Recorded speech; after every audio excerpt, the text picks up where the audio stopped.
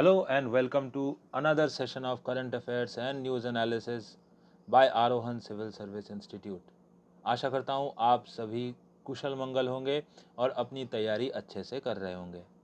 आज हम बात करने वाले हैं 4 और 5 जून 2023 के न्यूज़ एंड करंट अफेयर्स के बारे में। सेशन को शुरू करने से पहले मैं आपको ये बता देना चाहता हूँ कि आरोहन सिविल सर्विस इंस्टीट्यूट के 3 year civil service integrated program जो कि यूपीएससी और एपीएससी एग्जाम्स के लिए होने वाला है, जो कि आप अपने 3 साल के डिग्री कोर्स के साथ कंटिन्यू कर सकते हैं। इसकी जो रजिस्ट्रेशन है वो शुरू हो चुकी है। इसके लिए आप 7002216693 इस नंबर पर कांटेक्ट कर सकते हैं। शुरू करते हैं सेशन को। सबसे पहले मैं श्रीमंतो माधवदेव जी का 535th बर्थ एनिवर्सरी पे उनको श्रद्धांजलि अर्पित करना चाहता हूँ। बात करते हैं श्रीमंत माधवदेव कौन थे और उनके बारे में हिस्ट्री क्या कहती है, जो कि हमारे एग्जाम्स के लिए भी इम्पोर्टेंट हो सकता है।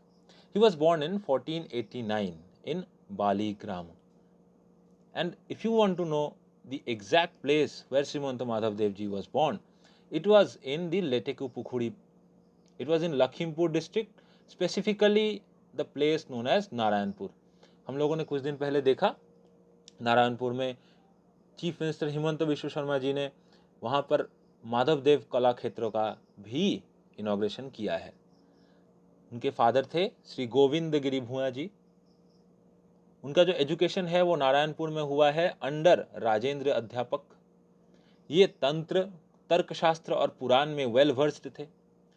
32 साल के उम्र में उनका शंकरदेव जी के साथ, श्रीमंत शंकरदेव जी के साथ 4.5 आवर्स का डिबेट हुआ, जिसके बाद उन्होंने एक सार धर्म जो श्रीमंत शंकरदेव जी का एक उद्भावन था, उसको उन्होंने ज्वाइन किया और खुद को डिवोट कर दिया फुल्ली टुवर्ड्स दिस एक सार।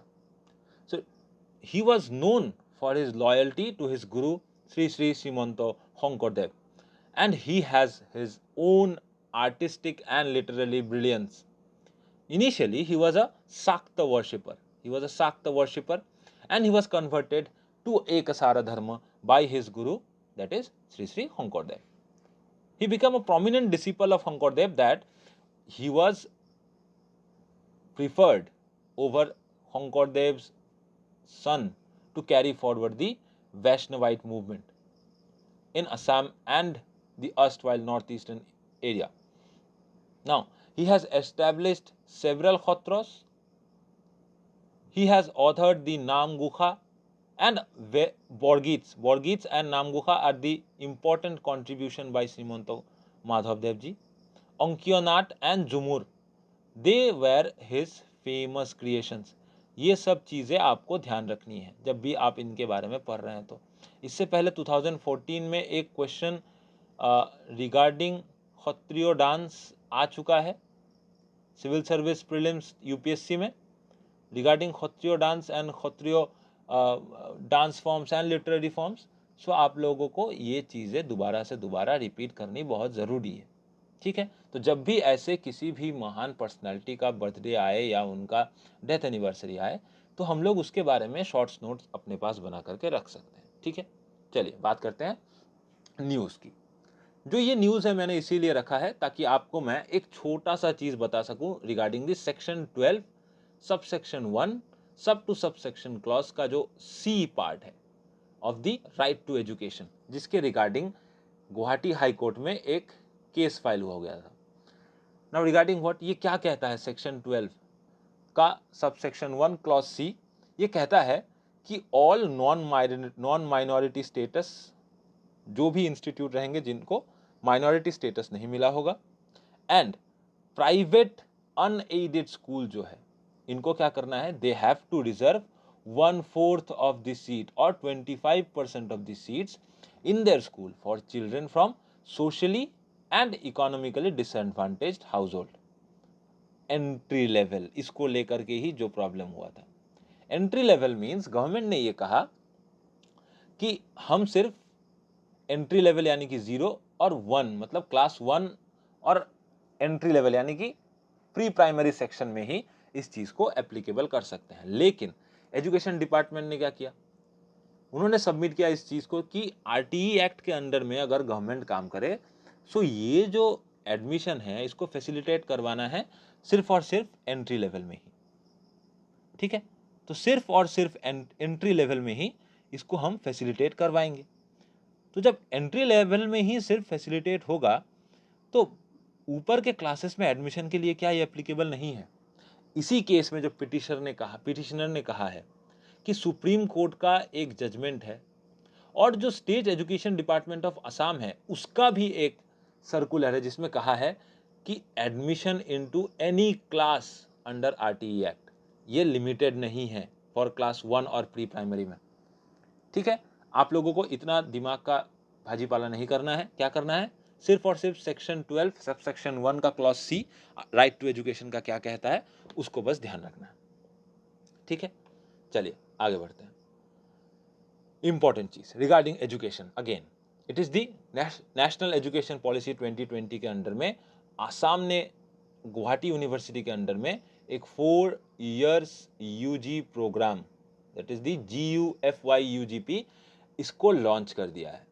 इसके लॉन्च होने के साथ साथ ही Assam became one of those first states जिसने ये 4 इयर्स यूजी प्रोग्राम अपने स्टेट में अलाउ किया है, लॉन्च किया है under the new education policy 2020।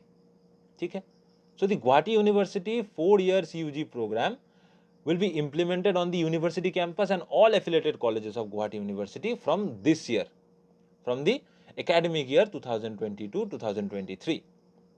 Now the regulation of 4 years UG program of Guwahati University ये न्यू एजुकेशन पॉलिसी के साथ रहेगा। ना इसके बारे में अगर बात करें 4 इयर्स का जो प्रोग्राम है ये कैसे इसको इम्प्लीमेंट किया जाएगा इसके बारे में एक अलग सा वीडियो मैं और बना दूंगा। ध्यान दीजिएगा कि जो न्यू एजुकेशन पॉलिसी है उसके अंडर में जो 4 इयर्स यूजी प्रोग्राम है उसका जो फर्स्ट ईयर है दैट अगर आप उसको कंप्लीट कर लेते हैं you will be awarded with a certificate, जिसके लिए अलग से आपको पहले कोर्स करना पड़ता था। अब की कोई ज़रूरत नहीं है, आप अफोर्ड नहीं कर पा रहे, आप कोर्स को कंटिन्यू नहीं कर पा रहे, आपने 1 साल किया आपने छोड़ दिया, तो ऐसा नहीं रहेगा कि आपके डिग्री का कोई मतलब नहीं, उस 1 साल के पढ़ाई का कोई मतलब नहीं। अब आप क्या कर सकते हैं, you will get a certificate, जिसके लिए सर्टिफिकेट कोर्स अलग से करना पड़ता था। आप अगर 2 साल पढ़ेंगे तो you will get a diploma, अगर आप 3 साल पढ़ेंगे you will get a degree.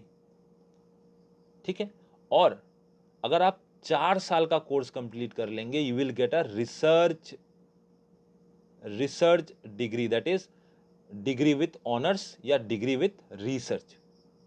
ठीक है, it will be a degree honours with research और विदाउट रिसर्च।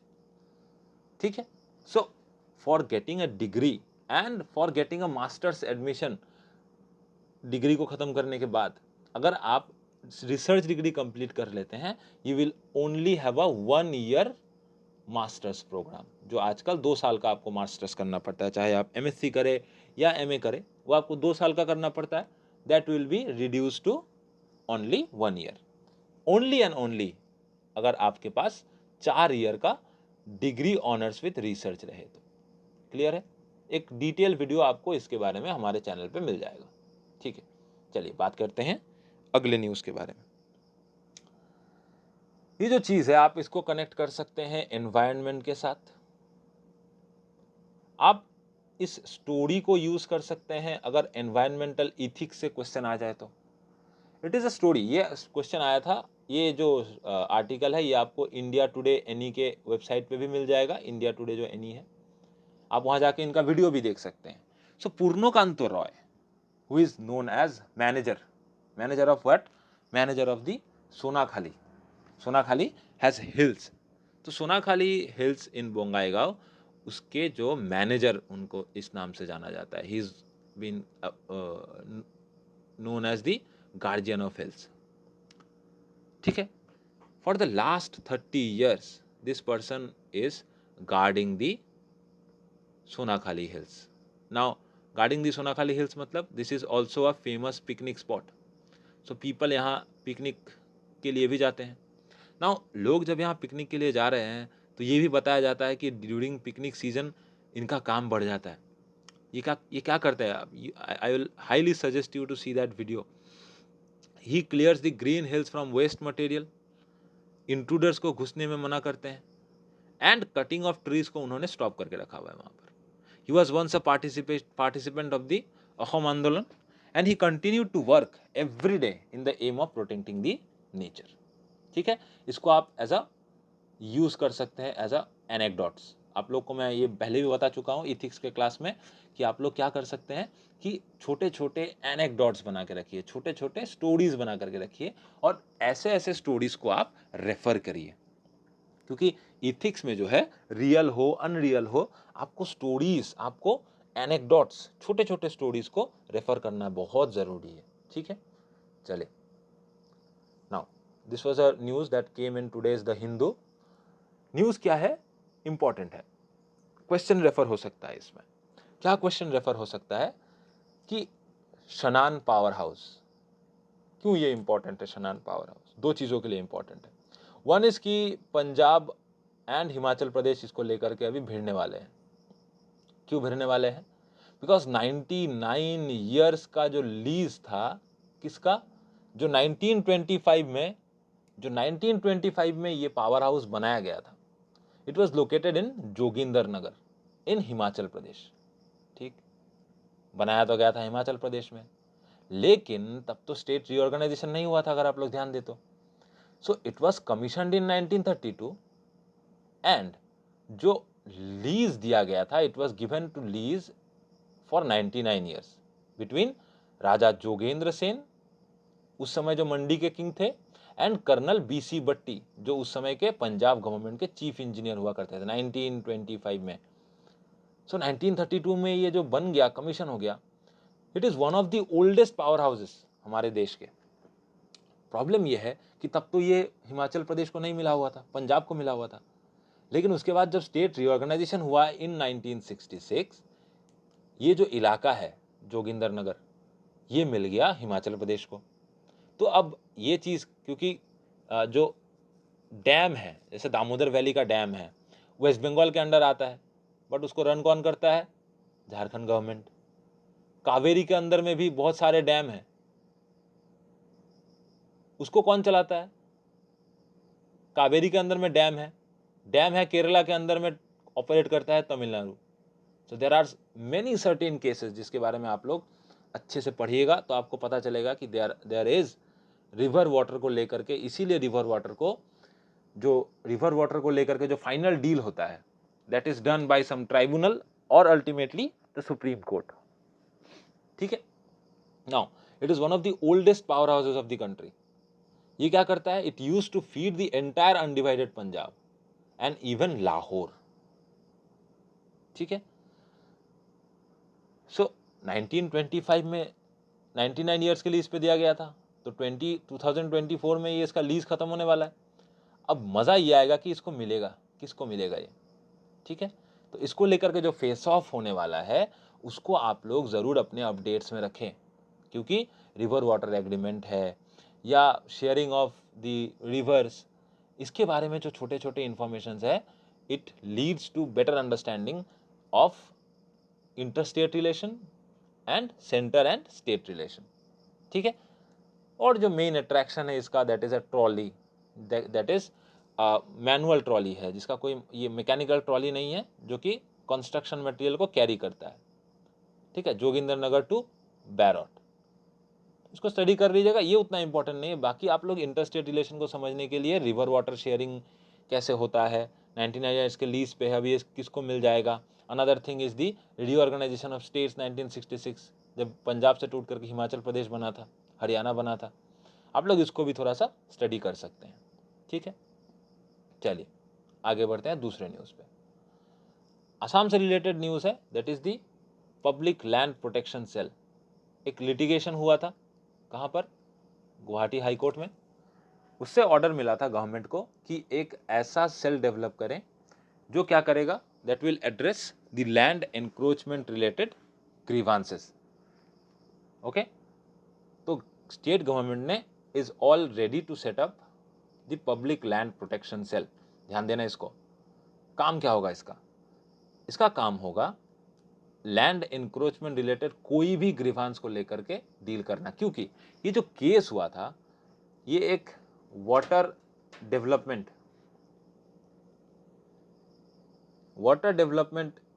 डिपार्टमेंट जो है इसके साथ नौगांव में एक लैंड को लेकर के एक लिटिगेशन गया था गुवाहाटी हाई कोर्ट में। तो गवर्नमेंट में तो ये जो लैंड के ओनर थे उन्होंने केस किया था अगेंस्ट असम गवर्नमेंट कि उनका खुद का लैंड है, उसको असम गवर्नमेंट एक्वायर कर ले रही है किसी से। सो उसके बेसिस पे ही गवर्नमेंट ने ये हाई कोर्ट ने ये नोटिस दिया है। Now see the government notified, government ने क्या नोटिफाई किया है कि वो ये जो सेल है वो बना रही है। Now there will be one each for rural areas, every rural area will have one PLPC, that is the public land protection cell. इसी के साथ साथ म्यूनिसिपल एरियाज के लिए अलग पब्लिक लैंड प्रोटेक्शन सेल होगा एंड मेट्रोपॉलिटन एरियाज के लिए अलग पब्लिक लैंड प्रोटेक्शन सेल होगा। नाउ द लिटिगेशन वर किससे रिलेटेड थे आप लोग देख सकते हैं, मैंने जैसे बताया it was related to encroachment of pastel land, catchment areas of rivers, ponds, there are some burial grounds, कब्रिस्तान, उसको भी गवर्नमेंट ने कहा है कि ये इलीगल एनक्रोचमेंट है, तो उसको लेकर के भी कोर्ट में क्या हुआ है कि एक लिटिगेशन गया है।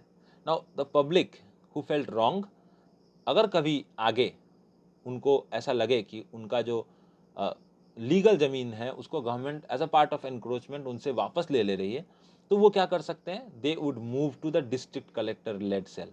तो who will lead this cell, honourable DC or the district collector will lead the public land protection cell in every district.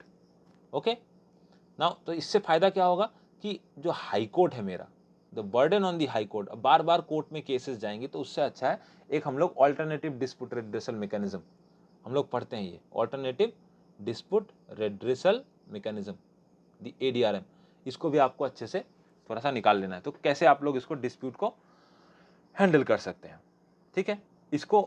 इसका जो बेंच है अगर आप उसको देखें, गुवाहाटी हाई कोर्ट का जो बेंच था, that bench was led by honourable chief justice Sandeep Mehta and justice Mitali Thakuria, ठीक है। And the PIL was filed by one person in Nagaon, ठीक है, against the water development something. आप लोग देख सकते हैं इस न्यूज़ को, आप लोग अगर कैरी ऑन करें बाद में अगर हम लोग देखेंगे कि इस पर कोई अपडेट आता है तो मैं आपको जरूर इसके बारे में आगे बताता रहूँगा। चलिए आगे बढ़ते हैं, थोड़ा सा आर्ट एंड कल्चर पे ध्यान देते हैं। नाउ आर्ट एंड कल्चर पे अगर ध्यान दें तो directorate of archaeology government of Assam Charaideo district के साथ मिलकर के उन्होंने एक national seminar cum workshop organize किया on integrated conservation and comprehensive management of royal Ahom Moidams. ये क्यों इंपॉर्टेंट है, ये इसीलिए इंपॉर्टेंट है क्योंकि गवर्नमेंट बहुत दिनों से चाह रही है कि इसको यूनेस्को हेरिटेज स्टेटस मिले, लेकिन ये मिल नहीं रहा है ड्यू टू सर्टेन रीजन, ठीक है। तो इसकी जो हिस्टोरिकल सिग्निफिकेंस है ये बहुत ज़्यादा है, इसको कहा जाता है द पिरामिड ऑफ असम, इसको कहा जाता है द पिरामिड ऑफ असम। क्यों? Because it contain the sacred burial ground. जैसे हम लोगों ने तुतनखामेन का टॉम देखा था, तुतनखामेन का tomb means the pyramid, actually the pyramid of Giza. वहाँ क्या होता है, it is actually the burial mound. So यहाँ पर भी सेम चीज है, it contains the sacred burial grounds of the Ahom kings and their queens, and it also plays the ancestral gods of Ahoms. So some 42 tombs or moidams of Ahom kings and queens are present at the Soraidev, जहाँ पर ये place जहाँ पर जिसको हम लोग कहते हैं the pyramids of Assam, you will get certain mounds are there, okay.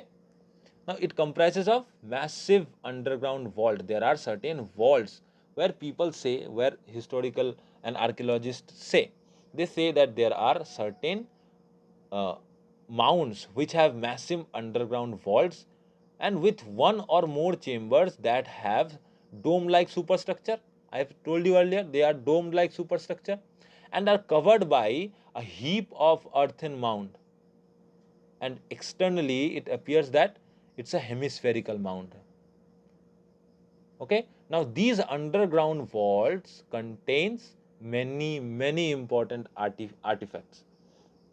Okay, So that's why these are very important, and the government of Assam, Department of Directorate of Archaeology is trying very hard to bring Saraido Moidams into the UNESCO heritage status. ठीक है, UNESCO heritage status किसको मिलता है, कैसे मिलता है, इस चीज़ को लेकर के बात करेंगे बाद में. नाउ चीज़ें क्या याद रखनी है कि पिरामिड ऑफ असम किसे कहा जाता है, क्यों कहा जाता है, व्हाट इज द रीजन. ठीक है, इसी पे हम लोग बाद में चर्चा करेंगे जब हम लोग यूनेस्को हेरिटेज के बारे में पढ़ेंगे. ठीक है. नाउ श्री श्री दामोदर देव अवार्ड असम से रिलेटेड एक जीएस के लिए बहुत इंपॉर्टेंट इन्फो है. ठीक है, किसको मिला that is a info, but ये एग्जाम के लिए उतना इंपॉर्टेंट नहीं है. लेकिन the important is Damodar Dev award. ये कब कॉन्स्टिट्यूट किया गया था, इट वाज कॉन्स्टिट्यूटेड इन 2012. किसके लिए, to honour the journalist, the laureates and the scholars for their contribution in their respective fields. ठीक है. Now this special honour, this Damodar Dev award was conferred to mister Jayanta Barua of Asomia Pratidin. It was presented to him by the Auniyati Khotra. Auniyati Khotra is in Majuli. I was expecting a UPSC question on these kind of things, these kind of information related to Majuli and a Northeast. But this year there was no question, literally no question from Northeast. Direct questions. So again, coming back to the story. Aunyati Khotro in Majuli, it awarded the Damodar Deva Award to Mr. Jayanto Borua of Asomia Pratidin. Now, it was presented on what? It was presented on the 150th birth anniversary of Ahom Bilashini. Ahom Bilashini was a newspaper. It was the second newspaper. I am going to talk about it in the next slide. Okay? इतना जान लीजिए कि Shri Shri Damodar Dev award है 2023 में किसको मिला है, क्यों मिला है, 2022 में किसको मिला होगा, ये सब थोड़ा सा आप लोग रिवाइज कर लीजिएगा. चलिए बात करते हैं अहोम बिलासिनी का. Ahom Bilasini newspaper was established in 1871. Okay, now it is the second Assamese language newspaper. What was the first Assamese language newspaper, it was the Arunodoi. ठीक है, अरुणोदय हम लोग सबको पता है. Now what is the second one, the second one is the Ahom Bilasini. It was published by Sri Dattadev Goswami and Sridhar Ojha. अगर आप लोग को ध्यान होगा, Arunoday was not published by some Assamese, it was published by a Baptist. ठीक है, so exam में question आ सकता है, what was the first newspaper that was published by a non-British person? So उसमें आप लोग बोल सकते हैं it is the Ahom Bilasini. Now this newspaper was closed down in 1883 due to British repression. And it was again revived in 1913 by Sri Krishnakanta Bhattacharya. Krishnakanta Bhattacharya is the person who revived it in Majuli in 1913. He was a government servant. Being a government servant, he was totally reluctant to help forces that were against the government. Okay, now unfortunately this newspaper could not hold the pressure from the British regime, and in 1924 it finally shut down. ठीक है, so first newspaper Arunoday, second newspaper is Assam Bilasini, published by Sri Dattadev Goswami and Sridhar Ojha, closed in 1883, again revived in 1913, again closed in 1924. ठीक है, this was the short info. चलिए खत्म करते हैं आज का इंफॉर्मेटिव सेशन, बात करते हैं कुछ क्वेश्चंस के बारे में. So with reference to the famous Sattriya dance, मैंने अभी बताया तुम लोगों को कि क्वेश्चन इसमें से आया था. This is the same question कि Sattriya is a combination of music, dance and drama. Is this correct? I think so. आप लोग अपना आंसर कमेंट्स में बता सकते हैं. ठीक है. It is centuries old living tradition of Vaishnavites of Assam. मेरे ख्याल से ये भी सही है. It is based on classical ragas and taal of devotional songs composed by Tulsidas, Kabir and Mirabai. नहीं बताएंगे ये सही है गलत है, आप लोग बताइए, आंसर कमेंट करिए, देखते हैं किसका आंसर सही आता है. ठीक है, चलिए. Now consider the following statement. The first Assamese monthly news magazine called Arunoday was published from Shibohagar in January 1846. Is it right? I think so. American Baptist missionary Nathan Brown, मैंने बताया American Baptist missionary Nathan Brown, वो China से आ रहे थे. ठीक है, शिवसागर में आकर के रुके और यहाँ से गए ही नहीं, यहीं पर प्रिंटर सेटअप किया, यहीं पर पूरा पब्लिशिंग कंपनी सेटअप कर लिया. He was its first editor, I think so, it is right. And Ahom Bilasini was the second newspaper published in Assamese, I think so. अभी हम लोगों ने पढ़ा. तो आप लोग ये बता सकते, अच्छा ये आप लोग देखेंगे, this is the new pattern of UPSC, तो इस पे भी आप लोग आंसर्स कर सकते हैं ऐसे. ठीक है, now coming on to a last mains perspective का जो क्वेश्चन है, अगर आप लोग ध्यान देंगे, हम लोगों ने राइट टू एजुकेशन का सेक्शन 12 का सबसेक्शन 1 क्लॉज सी पढ़ा. उसी के बेसिस पे अगर आप लोग बात करें तो right to education act 2019 is a breakthrough in India's education landscape, critically examine. इस पे आप लोग इंट्रोड्यूस करिएगा. सबसे पहले मैं अगर आपको इसका एक ओवरव्यू दे दूं कि कैसे लिखना है, तो देखेंगे सबसे पहले introduce, what is short introduction of what is RTE, the right to education act. उसके बाद बात करेंगे उसका स्कोप क्या क्या है और उसका रीच कितना है, कहाँ तक पहुँच पाया है. उसके बाद क्योंकि क्रिटिकली एग्जामिन है तो हम लोग लूप होल्स के बारे में भी बात करेंगे और अल्टीमेटली कंक्लूड करेंगे इसके साथ कि कितना सक्सेसफुल है और कितना फेलियर है. फेलियर इन केस कि हम लोग अगर अलग अलग रिपोर्ट्स को देखें तो स्कूल्स में रजिस्ट्रेशन तो बढ़ा है, लेकिन स्कूल में रजिस्ट्रेशन होने के साथ साथ हम लोगों ने देखा कि basic numeracy and reading skill ये बच्चों का डेवलप तो हो नहीं पाया है. So the actual mid day meal scheme, इसके बारे में भी बात कर सकते हैं हम लोग. अगर एक लाइन डालना चाहो उसमें कि लूप होल क्या है, कि बच्चे मिड डे मील्स के लिए तो स्कूलों में रजिस्टर करवा ले रहे हैं, लेकिन the ultimate thing the right to education act ये बताता है कि उसको एडमिशन करवाना है. बच्चे का स्कूल में जाना, स्कूल में दाखिला करवाना बहुत ज़रूरी है.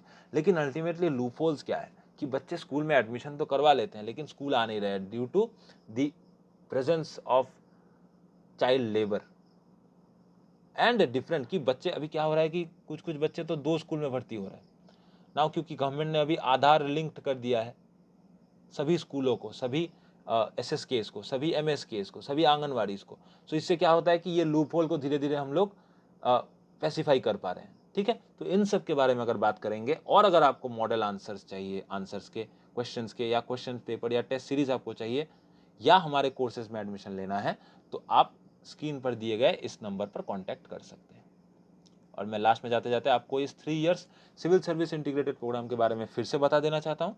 अगर आप लोग अपने ग्रेजुएशन को अभी कंप्लीट कर रहे हैं, माफ़ कीजिएगा, अगर आप अपने ग्रेजुएशन को शुरू कर रहे हैं, ग्रेजुएशन कंप्लीट करने वाले तो आएंगे ही क्योंकि 6 सेम का एग्ज़ाम खत्म हुआ है, अभी आप लोग का रजिस्ट्रेशन शुरू हो चुका है, कोर्सेस बैचेस स्टार्ट हो चुके हैं, आप लोग जल्दी से जल्दी रजिस्टर कर सकते हैं. लेकिन जो अपना 3 year civil service integrated program शुरू कर रहा है उसके लिए मैं बोलूँगा it's a golden opportunity. Start early, जल्दी शुरू करें ताकि आप एक कदम सबसे आगे रहें. तो इस 3 ईयर सिविल सर्विस प्रोग्राम के लिए अभी रजिस्टर करें और ज्वाइन करें इस बैच को जो कि कुछ ही दिनों में शुरू होने वाली है. ठीक है, तब तक के लिए, जब तक आपसे मैं अगली बार मिलता हूँ, तब तक के लिए आप लोगों को बहुत बहुत शुभकामनाएं. अच्छे से तैयारी करिए, हौसला बनाए रखें और ध्यान दीजिएगा वही बात कि किसने कहा कि आसमान में छेद नहीं होते. एक पत्थर तो तबीयत से उछालो यारो. कोशिश करते रहिए, एक दिन आसमान में भी छेद कर पाएंगे. ठीक है, तब तक के लिए, जब तक मैं आपसे अगली बार मिलता हूँ एक अगले सेशन में अगले किसी करंट अफेयर्स और न्यूज़ एनालिसिस के साथ, मिलते हैं अगले सेशन में. धन्यवाद. शुभ रात्रि.